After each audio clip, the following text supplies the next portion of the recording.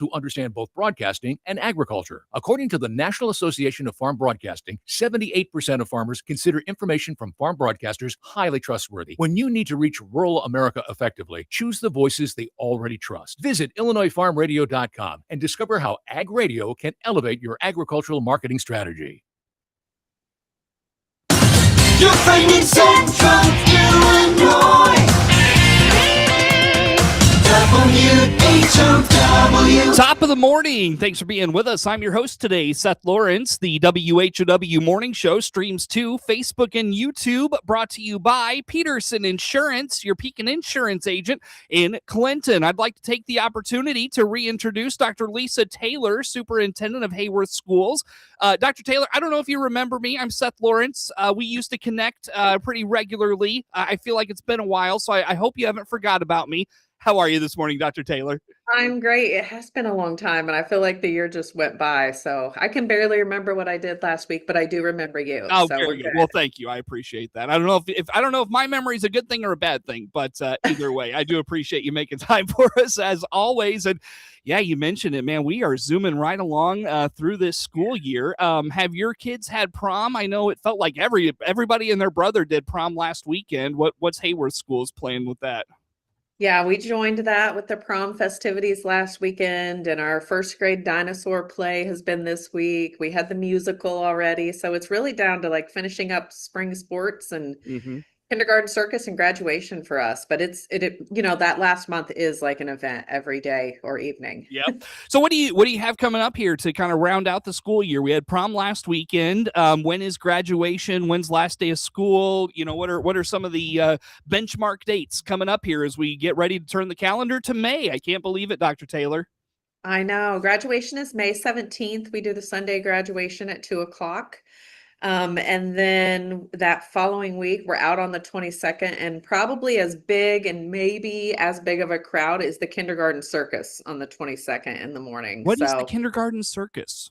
So all of the kids, there's lions, there's, ringmasters, and the kindergartners do the announcing of the circus, and all of the animals come out and perform, and which are our students, of course. So if you should come out. When is this now? I'm sure. It's Friday. I think it's at 10. It might be at 9. Like tomorrow? Tomorrow, Friday? No, 22nd. 22nd. Yeah. Friday, 22nd Friday. It's a huge event here. So, and it's amazing. Like, and it's just fun for me. Like years later, you see those kids and I'm like, oh, he was the ringmaster. And a kid is getting his Letterman's jacket and it's like, you were the ringmaster when you were 8 years old. I remember that now. So, it's awesome. They love it. They've been practicing for weeks, right? And they do all of these, typical circus acts, and the kids are all dressed up, and it's just cute. It's amazing. And the teachers are exhausted from, all these practices. So sure. Funny. Yeah, send me that info. I'll try to come out and do something with y'all on that. I will. It's really cool. Yeah, for sure. Very good. Well, Dr. Taylor, I want to dive into, it feels like you and I always have really good conversation around the salient topics of the day. And one that is becoming more and more prevalent, and you mentioned to me, you're going to be school district, or your district particularly is going to be looking at reevaluating the role of technology in the classroom. Remind us kind of where this stems from and why districts are all of a sudden, maybe taking a step back on all the things they've invested in the last 10 or so years.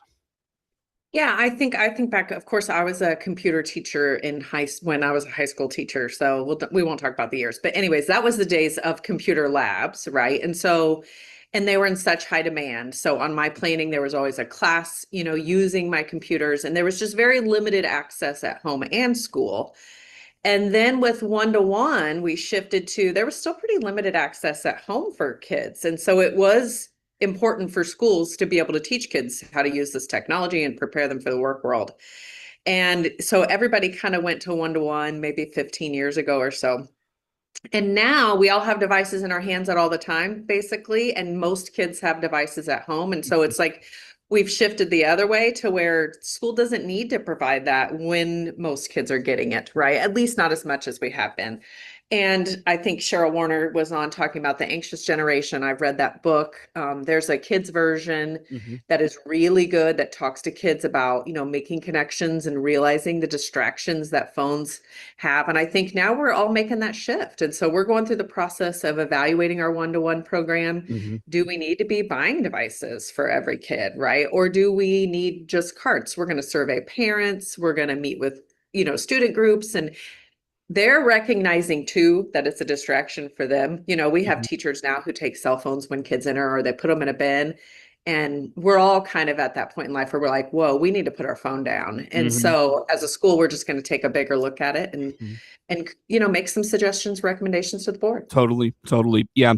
And I wonder, I wondered, is this prompted by your reading and analysis from the anxious generation, reading that, or was this something on your mind far ahead of that? And maybe the reading the anxious generation prompted a catalyst, was maybe not a catalyst, was prompted maybe expediting that discussion. How about that? Yeah, it's definitely one of those things we've been discussing for years, right? And especially when it comes to talking about the writing by students, right? Writing by hand versus writing on a computer, right? And reading a hardback book versus reading on a computer. And so I think the conversation's been going for a while, but as more and more data comes out about the anxiety that this cell phone addiction that we all have, right? Mine's sitting here staring at me, lighting up every 5 seconds, right? It's when all of this data and research is coming out, and it's like, let's take a step back, right? There's some things we were doing really well. Yes, kids need to learn how to use technology, right? And how to use it for the right things, but we also need to limit distractions, because I think that's the number one issue all schools are dealing with, is it's distracting for students and it keeps them engaged in the wrong things, right? Totally. Yeah. And so the book did kick it into, our administrative team's been talking about it for a couple of years, but like everything else, you get busy and other things take priority. And this helped us make it a priority. And especially as we were also recommending to the board, cell phones up through junior high really need to not be used at all. They need to be not out of sight. Our plan for next year is if a kid in junior high, needs to use their phone to call their parent, they go to the office, they can use the office phone, or the office can give them permission. And then high schoolers will just have it kind of in those free times, lunch, that sort of thing. Sure. And with, the screen time of kids, I just wonder your overall thoughts of what you took away from the anxious generation, and, what you saw in that book versus what you see on the ground level day to day in Heyworth. How did those two things compare? Yeah, I mean, it just really reinforced a lot of what I saw. And I would say the number one issue we deal with, and I don't know that it's unique to Heyworth, but is anxiety, right? And student anxiety, some of it related to just technology addiction, but some of it related to, peers and what people are saying in social media. And it's this whole nother layer of pressure that they don't need. We need you to be able to be engaged and focused while you're here, and really working on teaching kids even limiting use outside of school, right? Yeah, sure. Scary. It's scary. It's not, for a lot of schools, I just saw an article on Bloomington too, where they were talking about their number one discipline issue was cell phones. Yeah. Before, right? Yeah. And it's just the misuse of such, and it's so hard not to. And just the number of kids, you and I talked about this a lot during COVID with mental health issues, and then social media just kind of exacerbating that, and this always having to be on your phone, always having to impress someone, doing things for validation and for likes, and really lacking the social skills they need to have tough conversations, for conflict resolution with peers, all of those things. And so it's probably a little bit overdue, but the book did help us. Well, and to your point, one thing I hear so often, whether it's from your peers in the superintendent's chair, whether it's from the principals we visit with, whether it's from teachers or coaches, one of the things I hear most often when talking about technology is very rarely do issues that disrupt the school day actually begin in the classroom or in the hallways. It stems from the night before on Snapchat, and now it's spilling in because now you're face to face. Now you can punch that kid, or now you can push that kid, or now you can say whatever you want to them, and that's where it all boils over, is in the classroom and in the hallway. Yeah, almost all of the conflict that schools deal with does stem from cell phone usage, right? And parents, there are some tools, right, that kids are good. They can beat those tools. They find a way to work around anything if they need to. And so tracking those things down, thinking about the amount of time that we spend on those things. And then legally, you can't discipline kids for things outside of the school unless there's a connection or a substantial disruption to the learning environment, right? And so you have to be really intentional, if we are going to have to discipline, about how that's connected and make sure it is, right? And how much police involvement we have with cell phones. I mean, it is, and oftentimes good kids, right? Just exposed to so much information and so quickly and for so many hours a day, right? You're going to make some mistakes and do things wrong. Sure. And so let's reel some of that back. I think that's where everyone is. Well, Dr. Taylor, believe it or not, we ate up 10 minutes with that conversation. I was worried there for a second we weren't going to get to everything, but we did. Anything on that we didn't touch on that's worth noting from your perspective? I think just really encouraging families. We're going to have them weigh in too, right? Because it's time we look at this. Of course, there's a huge data set out there, but we're going to have staff surveys and staff meetings. And I mean, this is a bigger issue, and we want them to be aware. And we want to take this as an opportunity to share some tools with parents too, that they may not know, how they can monitor, how they can restrict access with their kids' phones. For sure. Very good. Well, on that note, Dr. Taylor, let's break here. Come back with some more. I know we've got some more end of school stuff to talk about. We've got some other things happening in Heyworth Schools as well. We'll break, come back with some more. Dr. Lisa Taylor, superintendent of Heyworth Schools, is my guest on the Zoom. More to come with Dr. Taylor on the WHOW Morning Show.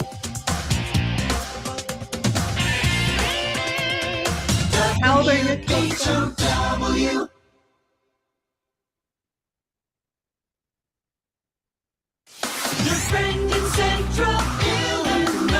On the RFD Radio Network, I'm Rita Frazier in with your opening numbers as we start the day on a Thursday. May corn down a penny, 465 and a half. July corn down 475 3/4, and December down 2 at 495 3/4. May soybeans down 2 3/4 as we start this day, 1179 and a half. July down 2, 1195. And your November soybeans down 1 1/4, 1170. As for the wheat, after a stronger wheat market throughout this week, Monday, Tuesday, Wednesday, Thursday, lower at the start of the day. May down 8 1/2, 633 3/4. July down 8 at 645. And your December wheat, Chicago down 6 3/4 at 679 3/4. Those are your numbers on the RFD Radio Network. This is Inside. Spring is in the air, so it's time to choose your new Silverado. This is Scott Baum from Baum Chevrolet Buick in Clinton and Farmer City. We have a good selection of new Silverados with springtime savings and special finance rates. Choose from regular cabs, double cabs, or crew cabs in gas or diesel. We're also allowing extra money for your trade on all new Silverados this month. Silverado, together let's drive. See all our inventory at BaumChevyBuick.com, right from the start. Here's Matt Hart, owner of the Hart Media Group in Clinton, talking about continuing to serve the community through new ownership. Things came together and we reached an agreement to purchase. And as you mentioned, we closed August the 1st. So it's August the 1st. Miller Media Group is now Hart Media Group. And we're continuing to serve the people of Clinton and DeWitt County and Monticello and Bloomington and Decatur and everywhere, because we'll just keep connecting people as we've been doing. The Hart Media Group looks forward to continuing to serve the community for years to come. Central Illinois, WHOW. you. Once again, good morning. Thanks for being with us. I'm your host today, Seth Lawrence. The WHOW Morning Show streams to Facebook and YouTube, brought to you by Peterson Insurance, your Pekin Insurance agent in Clinton. Again, my guest on the Zoom today, Dr. Lisa Taylor, Superintendent of Heyworth Schools. Well, Dr. Taylor, what's your Board of Education been working on? What are you guys discussing over there besides maybe scaling back some technology things? What else has been on your radar and discussion board lately? Well, on the opposite end, we approved our English language arts and social studies curriculum. So we have a cycle where every 6 to 7 years, teacher teams review the materials they have, review the state standards, what we expect kids to learn at each grade level, and then make recommendations for materials to purchase. So that was over $100,000 purchase and just keeps things relevant, fresh, active, engagement type materials for kids.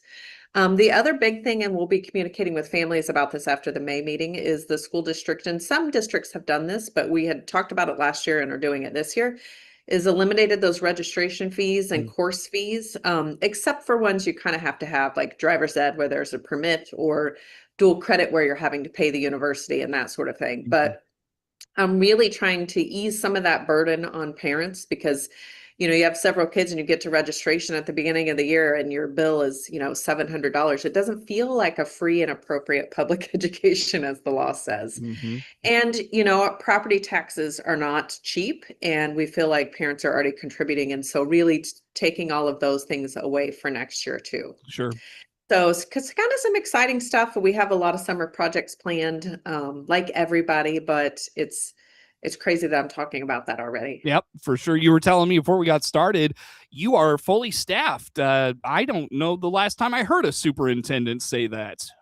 I know, and I probably jinxed myself. Somebody will probably submit a resignation soon, but it is just so hard. Besides substitutes, it's just so hard to fill positions. And I know I sound like an old person, but we used to have, when I was hired here 10 years ago, we had something like 60 some candidates for a social studies position that was open.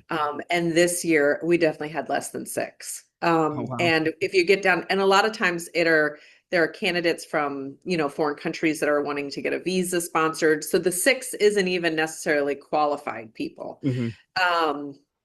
And so it's scary to think about what districts are, and especially large districts, right? That impact. Yeah, absolutely. Absolutely. So, yeah. And how about, Dr. Taylor, as we kind of wrap up the conversation today, just the piece of staffing, excuse me, is some of the things we've talked about the last 3, 4, 5 years. Are those starting to pay dividends at all, or do we need to maybe reevaluate what we're doing and take a different course of direction and to try to recruit and retain and train up teachers?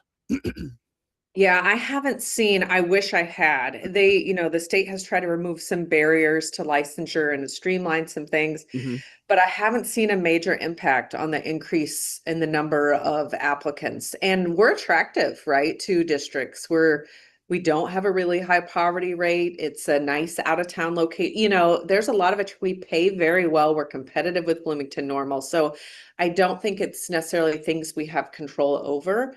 Nothing has happened with the, tier 2 pension at the state level, but I don't know that young people look into it that much, right? That you're thinking about your retirement. So I don't know that that's the solution. But when you look at the number of graduates in education programs, that's where it gets very scary, right? When you hear ISU, one of the largest in the country, talking about, we have 6 graduates in this subject area. We're all fighting for the same few people. And so there's got to be some way to incentivize people to choose education.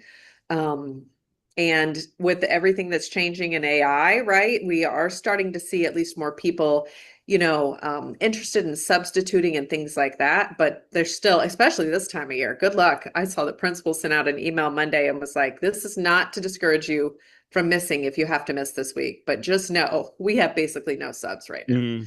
Wow. And so that's an impact too. Yeah, for sure. Very good. Anything else on staffing, Dr. Taylor, we haven't touched on? We just don't want anybody to resign. We do have a couple retirements this year. We have our special ed administrator, Josie Jacobs, is retiring, and Clem Feltker, who's been here over 20 years, kind of PE, driver ed, science. He's coached everything. Kind of one of those old school teachers, that did it all and does it all. And so not a lot of retirements, but it's always one of those you're like, oh, we're losing those people that were willing to do anything extra. Yeah. There's just a change in the culture of younger staff, and they use their sick leave and they don't want to coach for 10 cents an hour. And I kind of don't blame them. I'm like, were we just foolish? When Yeah. you add it up for their time, a lot of those extras don't pay. So I think you're going to see some shifts in that as education moves forward. Yeah, and you've got a generation very cognizant of burnout, burnout and their mental wellness and all those things. Yeah. Where past generations, that was just like you just deal with it. You just do it and push through. I know. Exactly. And so that's really been the conversation a lot in our circles lately. And I also wonder, and not to say that these folks that are stepping up to coach and do these extra things shouldn't be compensated for that. That's not what I'm trying to say at all. But I also wonder, Dr. Taylor, on the flip side of it, is this a lack of grit and those sorts of things, resilience in this generation, where it's like, I just can't handle extra things, and it's like, well, you probably could, but you're choosing not to, type of a deal. I don't know. What do you think about that? Yeah, I think it's a combination. I mean, some of it is the way, I always look at ourselves first, right? My generation raised these people. So we can sit back and complain about them all we want, but it's kind of our fault. Because we created this, like going from one extreme, like you push through, you deal with everything, you move on, right? And then, we've created these new humans who are now like, I really like my alone time, or I like my evenings to myself, and we're like, well, we need people. So it's kind of bridging that gap now. Yeah. And I think some of it is grit in that, but also it's I need my time. I need time to decompress myself. I need my time with my family, We don't see as many, and I don't know that's a terrible thing. My kids were in gyms getting zipped up in gym bags from high schoolers from the time they were little, and we don't see that as much now, right? Where coaches' kids are just running around the gyms because they're in there all the time. And so I think it's finding that balance, and we always kind of go extremes one way to the other, and hopefully we'll come back to the middle. I mean, I'm guilty of some of that myself. I really am. So it's a good conversation. It's good food for thought for sure. Dr. Taylor, I look at the clock. I know we could probably carry on the conversation for another 10, 15 minutes, but I do need to let you go. How do folks learn about all things Heyworth Schools and everything you got going on over there? Yeah, follow us on social media. We're on Instagram and Facebook, of course. And then our website is husd4.org. Sure. Thank you. Very good. Thank you for having me. Yeah. Hey, thanks for coming on. Hang with me off the air for just a minute. We'll talk about May and the summertime, if that is okay. Dr. Lisa Taylor, Superintendent of Heyworth Schools, is my guest on the Zoom this morning. Network news comes your way on the WHOW Morning Show. We stream to Facebook and YouTube. Brought to you by Peterson Insurance, your Pekin Insurance agent in Clinton. Again, network news on the way on the WHOW Morning Show.